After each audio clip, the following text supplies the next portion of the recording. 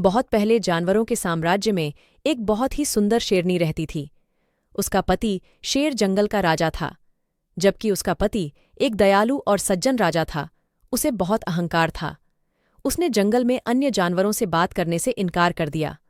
वहां बहुत ही मिलनसार बंदर थे जो हमेशा उसका अभिवादन करते थे, लेकिन उसने कभी उनका अभिवादन नहीं किया। बंदर इस तरह के व्यवहार से बहुत परेशान थे।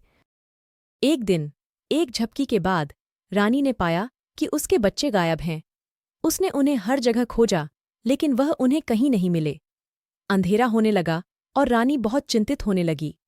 वह बंदर के पेड़ के पास गई और बोली, बंदर, क्या तुमने मेरे बच्चों को देखा है? बंदरों ने उत्तर दिया, कौन? क्या आप हमसे बात कर रहे हैं?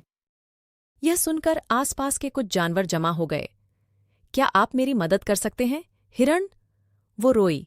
हिरण ने कहा, नहीं रानी, मैं कितना बेकार जानवर हूं, मैं आपकी क्या मदद कर सकता हूं? शेरनी भालू के पास गई और मदद मांगी। भालू ने कहा, क्या तुमने अपने बच्चों को मेरे जैसे बदसूरत जानवरों से दूर रहने के लिए नहीं कहा?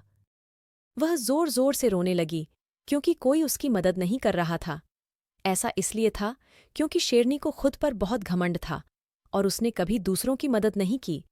अंत में शेरनी को अपनी गलती का एहसास हुआ और उसने कहा, यह मेरी गलती है, मैं आप सभी के साथ बहुत क्रूर रही हूं।